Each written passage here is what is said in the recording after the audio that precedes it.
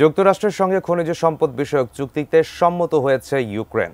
এদিকে ইউক্রেনের অধিকৃত অঞ্চলের খনিজ সম্পদ যুক্তরাষ্ট্রের সাথে ভাগাভাগি করার প্রস্তাব দিয়েছেন রাশিয়ার প্রেসিডেন্ট ভ্লাদিমির পুতিন। বলেছেন সেখান থেকে অ্যালুমিনিয়াম আহরণে দুই দেশ যৌথভাবে কাজ করতে পারে।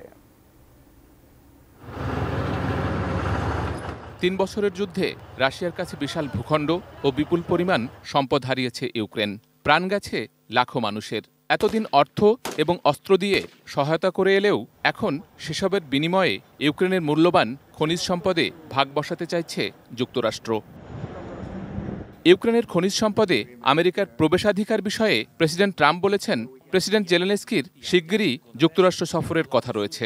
চলতি বা আগামী সপ্তাহেই এই বৈঠক হতে পারে জানিয়ে তিনি বলেন, তখন এ নিয়ে চুক্তি হবে বলে আশা তার। প্রেসিডেন্ট ট্রাম্পের উদ্যোগে ইউক্রেন যুদ্ধ বন্ধে প্রাথমিক কাজও শুরু হয়েছে। স্বাস্থ্যকর অল টাইম ফ্যামিলি কেক, সব সময় অল টাইম হেলদি লাইফ। পরিস্থিতি বুঝে ইতোমধ্যে যুক্তরাষ্ট্রকে তাদের পছন্দের টোপ দিয়েছেন রাশিয়ার প্রেসিডেন্ট ভ্লাদিমির পুতিন। তিনি বলেছেন, রুশ নিয়ন্ত্রিত ইউক্রেনীয় ভূখণ্ড থেকে অ্যালুমিনিয়াম আহরণে যুক্তরাষ্ট্রকে সঙ্গে রাখতে চান।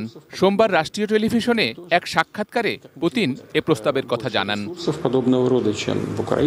এ বিষয়ে মঙ্গলবার ক্রেমলিনের মুখপাত্র দিমিত্রি পেসকভ জানান, প্রেসিডেন্ট পুতিনের প্রস্তাব সম্ভাবনার বিশাল ক্ষেত্র উন্মুক্ত করেছে। তবে প্রেসিডেন্ট ট্রাম্প এবং প্রেসিডেন্ট পুতিন ইউক্রেনে ইউরোপীয় শান্তিরক্ষী মোতায়েনের বিষয়ে আলোচনা করেছেন কিনা সে বিষয়ে নিশ্চিত কিছু জানায়নি ক্রেমলিন।